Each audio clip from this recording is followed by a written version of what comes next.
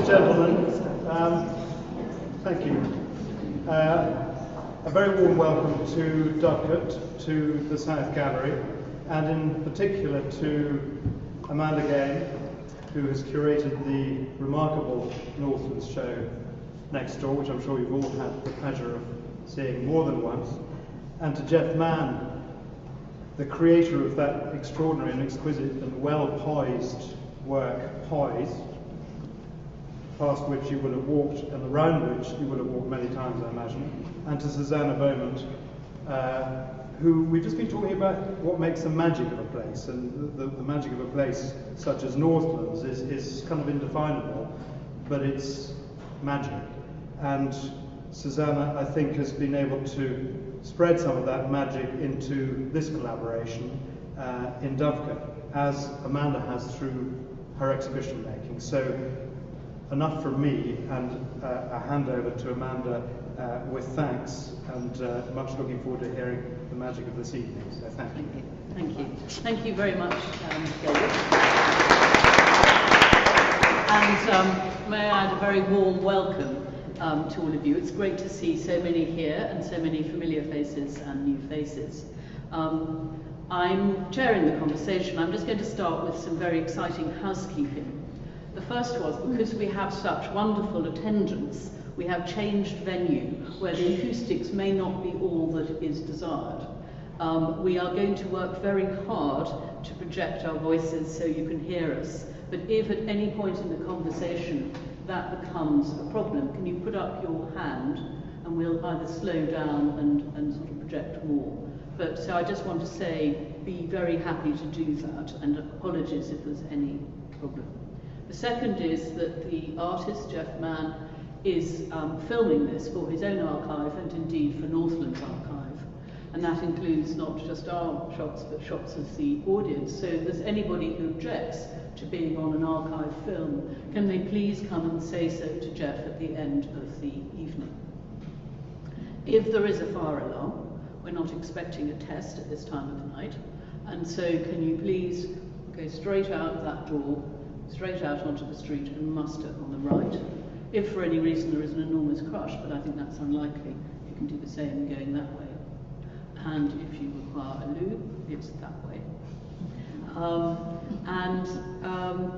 We will be having a conversation which I'm just going to give a little bit of context to first, for around half an hour, followed by an invited set of questions, we hope, which will be lively and many from you. And then the exhibition, which is open for another sort of 15 minutes up until 7. So you'll have a chance to both have a further look at Geoff's work and the exhibition, but we really close the whole event at around 7. In 2013, Northlands Creative Glass in Leicester got in touch with me and said, would I consider putting together an exhibition to mark their 20th anniversary in 2016. And over the years I've had the pleasure of visiting Leicester. I knew the late Dan Klein, who was one of the moving spirits behind it. And I'm also, I spend a certain amount of my life in the West Highlands, so the chance to spend a bit more in the North Highlands was quite tempting. And on my first visit there, I felt that one of the things, as Northlands enters the next phase of its life, that it perhaps needed to be better known and connected in a different way to all the rich cultural life that makes up modern Scotland, an ever-changing place. And with that in mind, and with some help, the help of some research money from Creative Scotland, I invited a group of what, in common terms, are movers and shakers within Scottish cultural life to come up to Leicester in January 2015 to help me think about what this celebration should look like and how it could really help amplify and develop the work of Northlands. And to that end, Susanna Beaumont, whom many of you will know, is a freelance curator, producer, based here in Edinburgh for many years, ran the extremely interesting gallery, Dogger Fisher, and works as a mentor to artists and designers of different sorts. I've had the pleasure of meeting Susanna, so she was high on my list. I'm delighted she's back with us. Roanne Dodds, formerly of the German Charitable Foundation, again a freelance producer based in Glasgow, who's also on my list. These are, in that case, both women who are immensely active in encouraging and supporting cultural innovation in Scotland. And neither of them had been to Northlands. They knew of it but hadn't been. And Ruth McLennan, a filmmaker, a young choreographer called Robbie Singh, and Geoff Mann, who I had the pleasure, who's the director for the past 10 years of his own studio, Geoff Mann Studio, here in Edinburgh. I'd first come across his work in 2009 when he was exhibiting in the German Contemporary Makers exhibition here at the Dovecot, and in fact he's just come back from being a judge on the most recent iteration of the German. And he's also the programme leader in postgraduate studies in glass at Edinburgh College of Art, and he also, I knew from conversation, hadn't been to Northlands. So we, one way and another, got in our trains, planes and automobiles and gathered in an absolutely freezing January. And that really catalysed, and I'm going to condense because the conversation will pick up on this point, the special commissions that we're really here to talk about or to hear about tonight, and in particular the Geoff Mann Commission. So Susanna and I, as a result of that, rather condensing it, got together and were fortunate in raising money to do some special commissions that support the exhibition. I have to say Susanna has done most of the work on this, but just to tell you what the other commissions were, NL20 Creative Scotland, thank you very much, supported those. And we were trying to redistribute and talk about all the different things that Northlands has done, worked with different artists and so on over the years, as well as centrally focusing on glass. Keiko Makaidi, an artist, Japanese-born but based in Fife, did an oral history project and an installation in Leicester this summer, and photographs of some of the things that she did are in the exhibition. Emma Woofenden, the recently left artistic director of Northlands, whose work is in the exhibition, Ruth McLennan, a filmmaker who spent much of her childhood in Caithness, and Robbie Singh, this young choreographer, we seeded them to develop a choreography and film commission. It's not a finished piece, but they have done a short form film which was premiered, if that's the word, at the conference, which Geoff Mann co-organised with Emma Woofenden in Edinburgh in September. So these connections were bearing fruit. And then finally, Susanna was invited to, in conversation with Dovecot, to invite an artist of her choice to do a special commission in relation to this building and linking all that I've just said. So it really began, I think, with a car journey, Susanna, is that right? Yes, yes. I hadn't met Geoff before. I'd heard of Geoff, but it was the great road north. I don't know, Leicester, Edinburgh, Leicester. You get to Inverness, you think you're nearly in Leicester, it's another 2 hours. So it was Geoff, I and Roanne in a car. So we talked, we looked, but it's actually the journey back after we'd been to Leicester, this extraordinary small fishing port, wide streets, big skies, and this amazing centre of glass. And then it was a drive home where there was a touch and go moment with petrol, which always breaks an ice away. You've got the formality ended.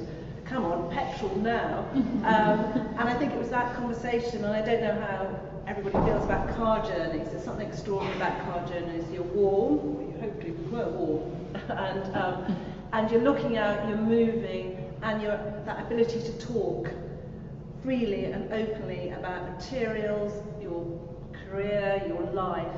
And I suppose at that point I became very interested in Geoff and his sense of curiosity. And I think the expectation from Amanda inviting me to think about an artist for the project was to think maybe about an artist, a visual artist. And I suppose I likewise was curious about maybe pushing my parameters and working with an artist that I wasn't so familiar. Or is he a designer, or is he a maker? And that whole kind of, even the language we used, was sometimes I had to challenge myself to Jeff of how he likes to be called. Is he an artist? Is he a maker? I think he's an explorer, and I think that's what excited me, and that became clear on that journey. Same for you? Yeah, the petrol was an interesting one. If you ever drive to Leicester, the only petrol station from just after Inverness is Wick. A long time without petrol. And we got there. Northlands, the first impressions were fantastic because they went to Wick and got me petrol. So that's great, kind of kindness of them, because the car was going to move. But then the car was breaking down every time it went over 60 miles per hour. So you bond. Maybe it's a nervous bond, maybe it's kind of a, do I trust you? Why did I get into the car? At this point, Roanne had got out of the car and got into Amanda's car. So it was just me and Susanna. So she had no choice. She had to speak to me. But no, I agree with this. The car journey is a really interesting one because it's a forced conversation because you can't leave. And if you're silent, it's really awkward. It's like 7 hours to Leicester, so you have to speak. And people that know me, I'm not massively, I won't just speak for speaking's sake. People may not think that, but I have to actually connect with someone and actually kind of trust that they're not just kind of, I suppose, blagging me off or just listening because I'm just there. So I had a really interesting connection with Susanna, and I knew of Dogger Fisher, and I knew of the work she was kind of working within and the challenge. I'm always interested in speaking to people that don't know, not what I do, but the area I work in, or the areas, because I don't really have a title. As Amanda said, I work as the creative director of my studio, because it doesn't pigeonhole me. And I'd never been to Northlands either, which is embarrassing as being the program director of Glass. Did you have an expectation about what you would find when you got to Northlands? I've been to Wick. So I don't know if that was a good expectation. I've been to Wick many times with my dad, years and years ago when I was a boy. But no, I wasn't too sure. I've heard everyone comes back for a change. That's the thing. It's a career-changing experience. The people they bring in from master classes, the location, the geography, the kind of spiritual nature of this of North East Scotland is phenomenal. So I'm glad I didn't know what to expect. But it wasn't at that time that you said immediately. No, and I think it wasn't. I think that we talked again about the commission, and also we should say Amanda was working on the South Gallery for the exhibition to celebrate the kind of 20 years of Northlands, and as yet we hadn't even landed on the site. So as meetings with David, and I had originally thought about the weaving floor, that you've got this amazing glass ceiling, and I thought, gosh, how extraordinary to have something suspended, some kind of amazing work. I thought of Camilla Lowe, I thought of maybe Sarah Barker, I thought of Claire Barkley, of all these artists that I've known and worked with. And that's what I imagined, and so my mind started racing and roaring, and then David said heel. Then in fact the weaving was not going to be, so the viewing gallery was going to be closed, so then you have to consider accessibility. So then there were shifts there, and then I think it was a sense of pushing myself and going, kind of recording that conversation and thinking, Jeff, he works with glass. He's not a maker, he doesn't blow glass, but has a curiosity about materials. And I thought glass is such an extraordinary material that we have with us daily, and it has been with us daily for centuries and centuries. And I thought some sort of exploration of glass and a response to glass rather than something of glass. And I suppose then we met, and then we were off. And then many locations involved after that. We were outside. We were outside. Up we the were alley. up the alley. Some interesting people at that time. And then we were looking at the facade of the building. Then, and here was at one point was discussed. Nowhere was out off limits until we kind of realised more logistical reasons. And I think that's why.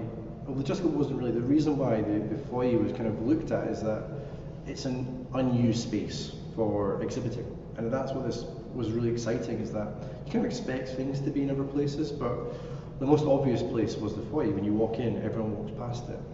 It has this amazing light coming in from the massive window, it's usually a retail space. So the challenge there was to how do you convert or challenge this usually retail space into something that can be looked at as a gallery. So that's, I think, and then I think it was in discussion with Amanda and David, and can we be given space within this kind of not contested space, but it's a space where people come and go, it's people that go to exhibition, you know, hunting for the calf, looking for a postcard, and to assert an artwork within that. And I always think it's about projecting, as we're trying to do now, rather than shouting. Because if a work is fighting for space, it can sometimes shout, and nobody wants to hear a shout. So it was that sense of, but also it had to have a sense of presence. And it was all these things, I suppose, when we started working about 6 months ago, it was all those things that came into being of how you assert a work, how you respond to the space, how you don't dominate a space. And then there was a budget, so you have to work within a budget. So it was all those things that came to play. And I would go down to Jeff's studio, or we'd meet up here for lunch, and those conversations were extraordinary. I think that's when we realised that we didn't have to sit in a car. We could sit in the kind of open cabs, and we realised that we could talk, which again is never a given, and we were very fortunate. So we explored lots of ideas, and you know, and I think it was my job to permit ambition, to invite ambition, but assert a deadline. And I think it's that sense of making an artist or a maker or a designer comfortable and safe, but also pushing and pulling at ideas. And I think that's what we managed to do in that process. Yeah, it's a difficult one because I've been working by my own for 11 years. So, and I've mentored people, and I obviously lecture and teach. So I've never had the other side of it. I've never had it in my professional side actually to be guided or just having this freedom to discuss and reflect. Nothing's off limit, nothing is unpermitted. And it was an interesting, and that could only happen, it really only happens with my wife, that I'm allowed to just kind of say, what about this? And she's the most frank person that would just tell me, well, it doesn't really feel right. Susanna had a different approach to that. She wasn't going to say no, but she was like, well, does this work within what you're trying to do? Is it the right language coming across? And within that space, it couldn't be shouty. And I looked at, I had neon design. Like it's a weird process, this, that I've probably come out with 10 to 15 ideas and concepts, but only chosen one. But the commission wasn't ever about that for me. And this is a discussion that there's so many different things that are happening from this that you don't see. You just see one singular piece. So that's the parts that nobody else gets to see apart from Susanna, because of that connection with her mentor. It's very important. It's a very tricky thing to get. I was lucky, I suppose. But I mean, I see the work when I was in earlier today. I see it as evidence. It's evidence of exploration. It's like your findings. It's like something that has been distilled of all those ideas, even though the ideas that are not present. They're all the building blocks that enabled you to get there. And I think again there was that question about glass. I mean, this is an exhibition of glass. It's celebrating 20 years of glass making and study in Northlands. I mean, can it not be of glass? And I think that was and I always felt, yes, I think. There were doubts when I think I had. I think, God, it's got to be glass. We'll have glass. Where can we get the glass from? And I think that was the real turning point where you thought, actually, it's a musing on glass rather than of glass. Yeah, and this was the, I suppose, what's the term? U-turn. Handbrake turn, kind of within this relationship there. I was going down one route, and I had these ideas of installation pieces, and it was almost to the point the trigger was getting pulled to actually produce these pieces. That was in Sainsbury's car park. That was in Sainsbury's. When I was in the car, and you worked in the car. I was like, cool, come on. I gave you a bit of a frantic e-text going, I don't know if I can do this. And it was that point where, because I wasn't believing in what I was doing, and then I started to rethink about this. I was pushing myself into having to use a material. And this is the first commission I've ever done where I've actually been told what material I should be using. Now, I was never told that, but when it's a Northlands glass commission, you kind of expect glass to be it. So kind of classic me, I was just like, well, why do I need to? So I kind of started that idea of materiality, and I talked to a lot of students about materiality. What is that? What are the properties that you can extract from different processes and different living dynamic materials and apply that to other things? And that's where it changed. I went, well, actually glass is everywhere. If you think about the expanded field of glass, glass is in titles of books. Now these books may not have anything to do with glass inside of them, but that knowledge of what the word or this kind of expression of glass is, what can I do within a three-dimensional tangible world? And I think that's where Poise started to come and started to materialise, and it made sense because I, obviously next to an outrageously fantastic exhibition, I was never going to compete against these guys because I'm not that type of glass person. I'm not going to make pieces like that. So the idea of Poise for me was to actually give you an alternative reality of what glass. Look at the matrix of glass and go, well, actually, what is glass? Before someone touches it, before it's even melted, what is the point of, what is this thing that it occupies? In Edinburgh, Georgian windows are everywhere. We walk past dynamic objects on a daily basis. We don't need them in a gallery. So that was the question came out of Poise is, I don't know if I'm jumping many of your points there, but is actually, does glass have to be glass to be a glass commission? I say glass a lot there. And it was the materiality of glass, not glass as a material, which was the main driver of that point. Interested in your use of the phrase there, dynamic objects, because you walk past Georgian windows and they're amazing, but you tend to think of them as static things, how much reflection. Do you want to sort of open up a bit more on that? There's especially a lot of places in Edinburgh, because of the cost of windows and changing windows and windows break. You walk past many kind of sets of 8, 4, 6, and there will usually be 1 or 2 panes that are new glass, that are float glass. When you walk past, it's a perfect reflection of yourself. When you go past Georgian glass, it's a lovely kind of refraction, distortion of reality. And that's the bit that got me interested. I went, well, what is happening there? I understood the process of actually making how Georgian glass was made, but then I was questioning the kind of the myth, does glass move? And that's the one everyone kind of thinks. Everyone thinks, oh, if you tap the bottom of glass, it's a little bit thicker at the bottom and a bit thinner at the top, and it's because of the glass is slumping. It's absolute nonsense. It's an urban myth, which is a lovely myth to think this is beautiful poetry when the glass is moving in front of our eyes. But in fact, it's the process, it's the material echo. The process is captured within this material. And that's what gives it this beautiful refraction, this change of quality. And the perfection that the float glass has got perhaps isn't reality.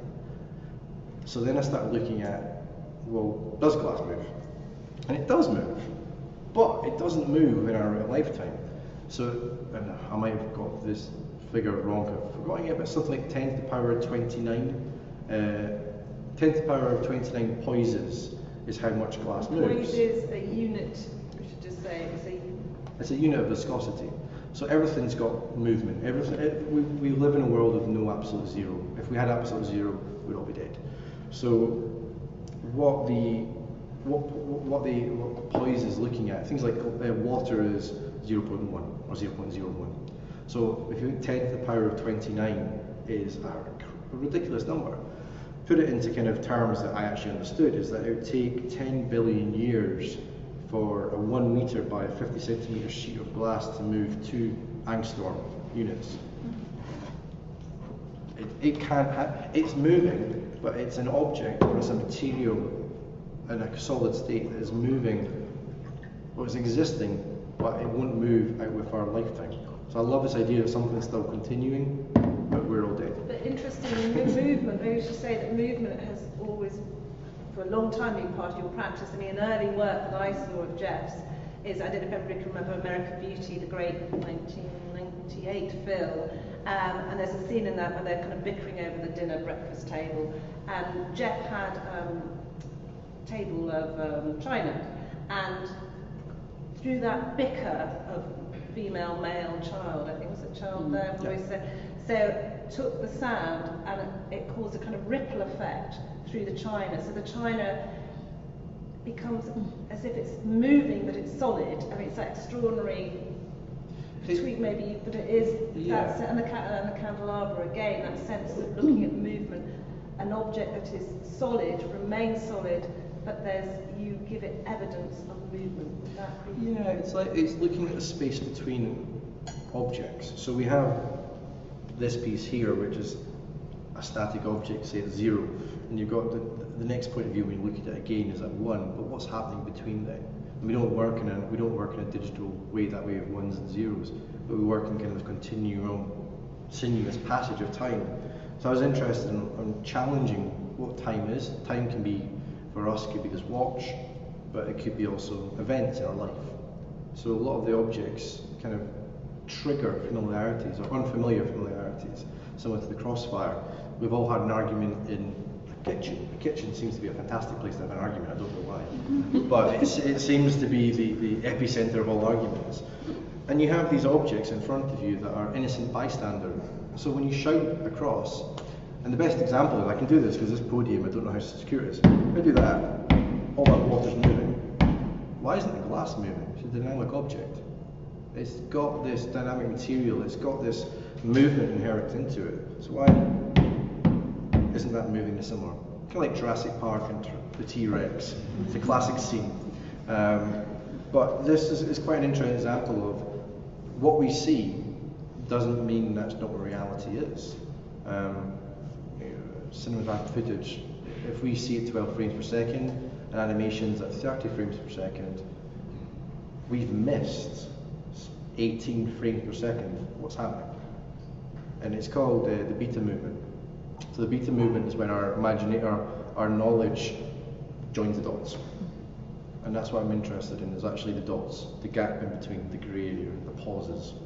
But it's also the space in between, isn't it, that Jeff has often talked about, that because maybe we should say a little bit about what that is, but it's always, and that's the dynamic space. I mean, I think for me, I like looking, I love looking at things, and it's about ways of seeing. And I think again, for me, Jeff was introducing me to a different way of seeing, a different way of exploring, and that's what I think this work is about. It perplexes, you're not quite sure what you're looking at. Maybe is that? Yeah, it's caught a moment in time. Now that time is probably along the lines of 100 billion years in advance. Like it's this idea of if atoms were magnified and these individual atoms are moving within itself and causing these ripple effects within this singular sheet. There's only a 4 millimeter piece of it's a 3D printed object. It just gives this lovely kind of this connection, this reflection, this kind of understanding. You kind of look at it as you think it's water rippling, but it's not about water rippling. It's about this idea of, an example again is like my son plays with a mirror and taps it. Now those points of tapping will create epicenters or ripples around objects. So the mirrors themselves could have these points of epicenters and ripples coming from it, but that one single moment in time is capturing this whole event brought into it. With the print as well, because it's not glass, and I was interested there's to embody the process as well. And the 3D printing is a boring technology now because everyone knows it. It's not new. It's not exciting because it shouldn't be. It's a tool. It's a tool that should be put on the same pedestal as every other tool you ever use. It's dangerous in the wrong hands, and it's exciting in the right hands. So I think it's one of these things that the machine or the massive vat of liquid has left fingerprints throughout the whole object. These lovely little technological fingerprints that you would never ever see, that I couldn't ever create either. So there's lovely junction points between the object. So it's a sort of micro recording in a way of time and movement. There's a lovely kind of play because the way that I hate talking about kind of technology processes, but it's made in a massive vat of resin. That's a simple way of looking at it. And there's a printer head that comes over. Now this printer head is the size of this table, or this kind of plinth, and it's the biggest machine in the world that does it. There's all these kind of massive. It's in Belgium. It's in Belgium, yeah. But it's done in a vat, And I love this idea of that actually, well, the new kind of float glass as well, there's the area of actually working within liquid as well. There's a lovely connection between this object. So is it like Georgian, I know we talked about Georgian glass, but it is, I mean, when you do look at Georgian glass, you see this kind of, do you see it? Yeah, there's that connection to it as well, that they aesthetically work. And there was points of discussion that Susanna and I had about installation is, should it look similar to a window? Like, should it actually be set out similar to a window? So it's almost kind of, it's giving you a straight, this is exactly what it is. And the answer is always no, because then it's leading the viewer too much. And the viewer needs that kind of, that point of kind of familiarity, but questioning at the same time. Yeah, the ripples are built in there because, and if it was in glass, would it be different? It would be a completely different effect. But the translucency is really important as well. So there's a lovely translucency. And the glow. Yeah. I think they're all this extraordinary because it seems to have an eternal kind of heat and light. It is extraordinary. It is. I mean, I think, you know, the sort of material that's used, this sort of resin, quite often, as you say, in the wrong hands, feels a very inert thing, very lifeless material, and we've all seen those objects. And what's extraordinary about this, before, when you were installing it, and I'd like to ask you about the frame, inevitably, is that before any light was on it at all, it seemed to contain what you just so accurately described, this animation. And that was for me new. I think when I first, because the thing is, I have this really weird, perverse thing of never seeing objects until an exhibition happens. And it's quite dangerous. And Susanna now loves this, I think. This is how she'll always do exhibitions. But, so it arrived in, I was ahead of time. It arrived on the Wednesday, so that's at least 2 days. It's at least, arm wrestled into driving across to Belgium to pick it up. It was at least 2 days ahead of the deadline, so that's a bonus for me. And it was a very, once the frame is up, it was a very simple installation. So I actually had never seen the piece until everyone else has seen the piece. So I didn't know what the piece was going to really be like. Because you can't print objects that size just to have a wee look at it. You get sent samples this size, and you're like, yeah, it looks like a bookmark. You don't really know the presence, and presence is what we've always talked about. It's a big space, it's a huge vertical in there, and how do you occupy the space without being too imposing? How do you become a monument without occupying or kind of taking over an area? And I think that's where it was amazing, because I knew I had inclinations of what material can do, but I didn't think it would look like a projection. At some point you look at it, it works in a different, for me, a different reality. It kind of looks like it doesn't exist. It looks like it's a projection onto an object rather than a static. And as you turn, and this is where the discussion of the frame, because there's two, it's not a singular pole in the middle, there is that gap, because that gap's massively important to see the three-dimensionality of the object. And that's a really interesting kind of surprise for me. I like being surprised. If I'm surprised, I'm clever and surprised. Can I ask Susanna, had you seen the bookmark samples that you just described? Probably not. Probably not. No. I don't think I did. But again, I mean, I suppose it is about faith, and it's allowing that exploration to happen. I think I went to ECA to look at the frame, and so we have the frame, the wooden structure, and again, that whole sense of something being, we talked about monuments and the idea of something monumental in a space, but then it could be too loud. And again, more and more, and I suppose this is the point where we knew more about your exhibition, and it wasn't there to herald, it was a commission to celebrate Northlands, but it wasn't part of the exhibition. I suppose that, the more we discussed that, it became increasingly important the work had a kind of sense of splendid isolation, a splendid, sense of independence, but was aware, didn't turn its back on the piece. And I think that's what's been brilliant, is the way it stands and it looks in, and you can look out at it. So as I said, it is about this sort of, the discussion was a lot to do with glass, Georgian glass, the idea of structure, the idea of movement, Poise is the idea of animation. And I think this work has done all of that, and it has a presence in the space. But I think when I went to see the frame at the ECA, I thought, God, this is whooping. I thought, sheeps. I said, cut off the legs, cut. And obviously, thankfully didn't, because again, it's that idea of space, and it's often with space, you inhabit a space, and it's only when you put something else in it that you understand that space, and transferring one, as we did, the frame, where it was in the huge studio at ECA, and it looked walloping, and actually it came here and seemed to shrink, and you can be so beguiled by space. But I think it was having that, and then the suspension, and even that, the kind of hands that came to be suspended, and all that was the exploration went on of how it, and you had various fittings of how it would work, and whether it should be suspended down a bit, left a bit, and it was all that, and I suppose it was that time when we kept on orbiting it and looking at it, and how it would play in the space and how it would play with light, and it was that, which we only had 24 hours. Yeah. And I always think it takes as long as you've got. If you've got 24 hours, you take 24 hours. So we did. Yeah, the frame was an interesting one, because it's the first time that, apart from private commissions, that I've got to control the space. And that was an interesting point, because usually exhibitions are they're preset, they're pre-designed, and the objects are placed on certain objects. And I have a certain tabletops, plinths, etc. And I have an ongoing battle with curators in the way that they like to put certain, like Crossfire is a table set, but it's not, it's individual artifacts. It's just retired from touring, which is great. 6 years of going around the world, and I'd probably say about 9 out of 10 times people put it as fork, knife, plate, spoon, and it doesn't work, because actually that's not how it was animated. It should be individual artifacts. So this was kind of a really unique experience that I actually got control how people went towards the object or viewed the object.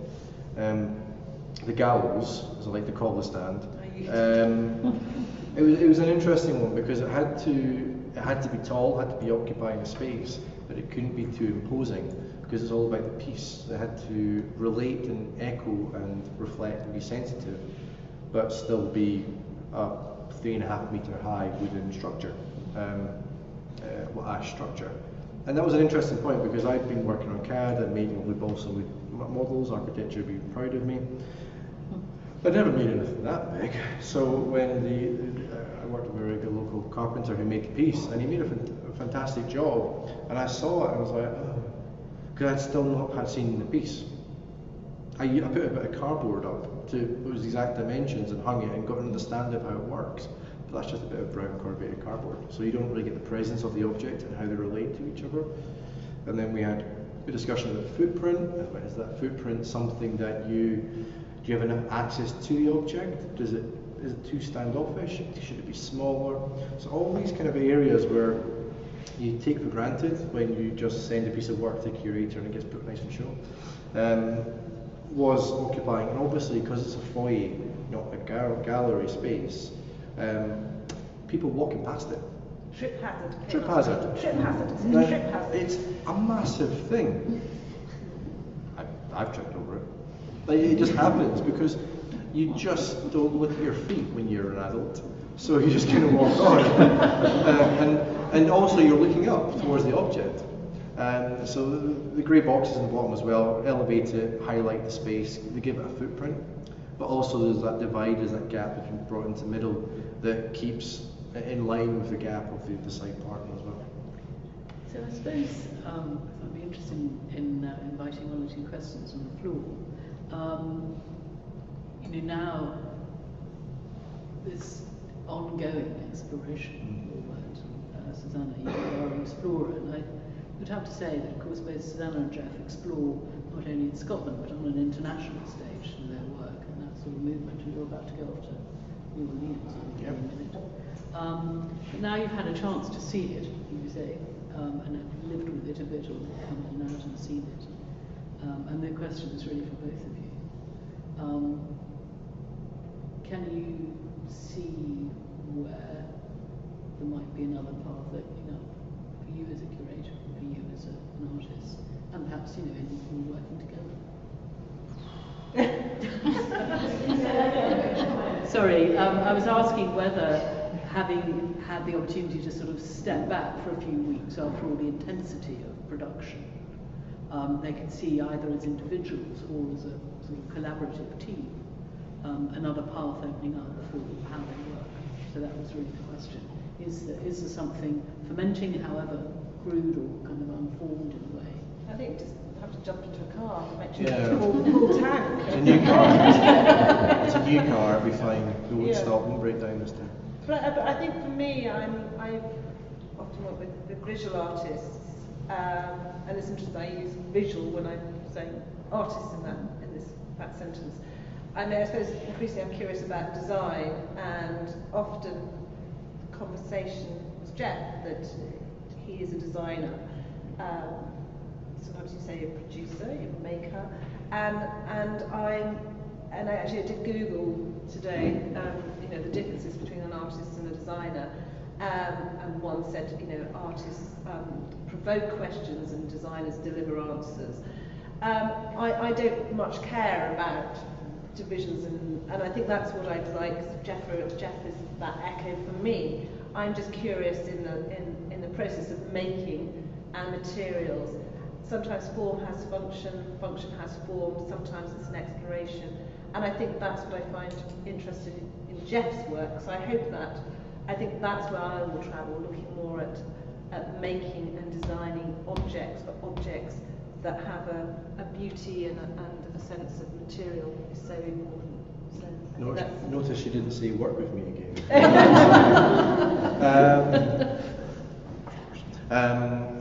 For me, it's a start of a conversation. It was never an end point, and at one point I was going to show just lots of rough prototypes of things that people would never get to see, that I'd leave my studio or I don't take any further.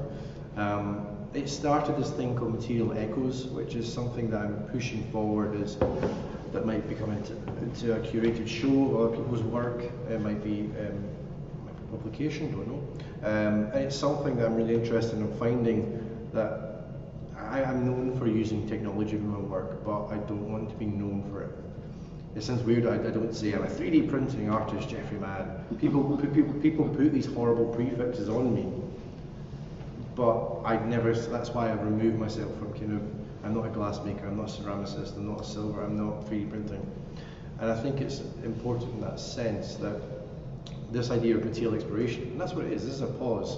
And I may not do anything else with this. This may go back into hibernation and stay in my studio for the rest of his life. That's fine. Because it was never about a final object, it was about a starting point for something new. And the commission was all about that. It was about actually giving me time. I've not stopped in 11 years to actually think about why they work. So it will always have a legacy in that sense. So, we have a few moments. Are there any questions burning to come out that people would like to share? And if you could speak as loudly as possible, any for either of the individuals or about the project in general. Yep. Jeff, 10 years ago, I curated your work into a group show about how new technology afforded wonderful new opportunities to artists and designers. Now, 10 years is a long time in the world that we live in. What technology from today would you have liked to have had 10 years ago? Did everyone hear the question? Yeah. What technology that wasn't available 10 years ago when Jeff was in a show that Mark curated, that is available now, would Jeff like to highlight or like to work with? There's not an answer. And the weird thing is that I don't design work for technology. I find the reason, a narrative, a story, and I have to find the process that suits it. I think I'm always interested in vision. I'm always interested in something that I can't see. So I think that whatever technology is happening, I'm baffled by kind of space and how things have happened, and it's taken so long to get to us. So I don't really think there's. Yeah, it's a weird one. There's a lot of technology that happens now that shouldn't be around. That I think is just making people lazy, and I think there is this massive kind of resistance towards that. 3D printing hasn't really changed much, because obviously I showed 2 3D printed objects in that show, 2 birds, and actually I can do that. I can just do that piece now. The candelabra piece I do called Shine. The technology then has got too good that I can't make it anymore. Really? Because the technology, I emphasise the flaw in technology. Because the 3D scanner picks up reflective objects, it spikes, it bounces. Now technology has eliminated that, so there no longer needs a human to go, that's not right, that's not right, that's not right. So I have to use old technology to create new things. So it's kind of a reverse answer to your question. Interesting. Thank you. Any other thoughts, questions? I think it really is a wonderful piece and such an extraordinary presence in that space. I'm just intrigued about how much massaging had to happen with Northlands to kind of convince them of this extraordinary journey and where you got to with it. In fact, actually making something that was not from glass, because I would have thought that would be one of their expectations to start with, and how whether you took them on that journey slowly or whether that was something that was presented at the end or how that came about. I think it might be a fait accompli. That it was just. I think it's fair to say there was Susanna and I raised the funds jointly for these commissions as curators, so it was, as it were, externally financed, and to amplify the experiments with artists of all sorts working with a whole range of materials that is part of Northland's history. And this is very much, Susanna and Geoff were working on this one. Yeah. And Susanna and I, had a sort of fantastically well-organised piece of paper which said how often we were going to speak, for how long and about what in the 6-month period. 6 months, I have to say, was a very short amount of time. By the time we knew we had the money, we had to sort of get off the starting blocks pretty quick. And so I suppose I just could say, the great and exciting thing is that Dovecot are completely open, because they didn't really know. They gave up the shop with great openness, which required a bit of negotiation, but they did it. Northlands were just excited because they were also working quite closely with Geoff on the conference, and so he was becoming part of their family in a way that hadn't been the case before, and a new relationship with, of course, the college, which they'd had historically, but it lapsed a little. And there was enormous trust because Susanna had been up there and been back there in Susanna's capacity to work with people in an intelligent and open way. And with Keiko, actually initially she wasn't going to do anything with glass at all. A great deal of her commission was a series of window displays with musical instruments and pieces of paper. So there was a recognition that glass doesn't exist in isolation in Northland's history. So I think that and the trust that they had in these two individuals, and perhaps they didn't completely know, but actually they were quite busy organising a conference and 6 masterclasses. So they, like you, were seeing it for the first time.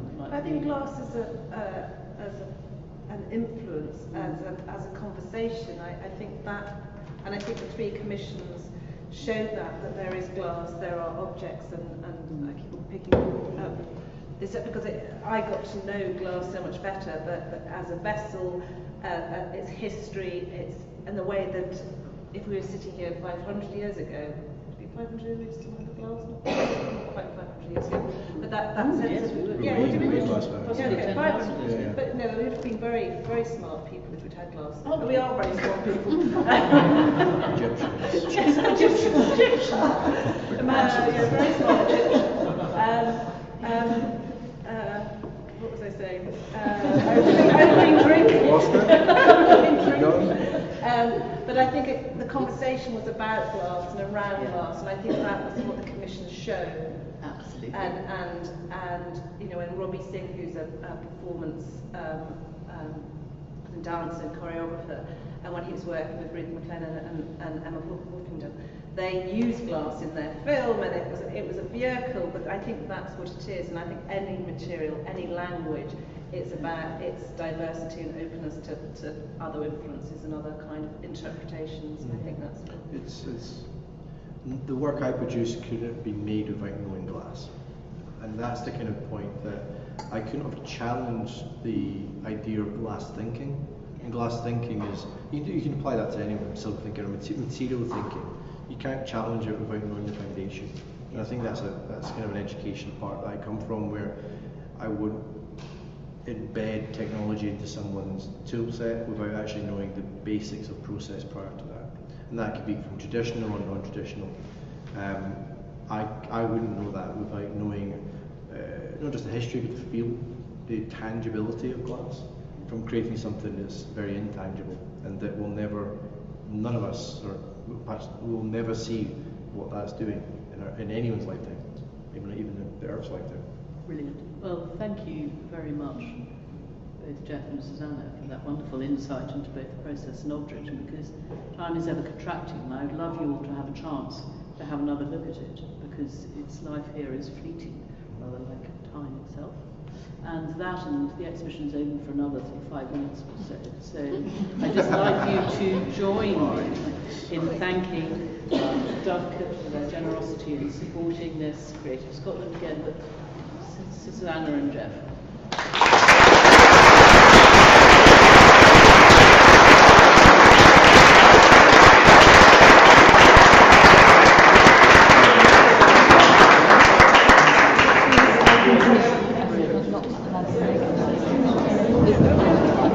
Yeah, I'm going to switch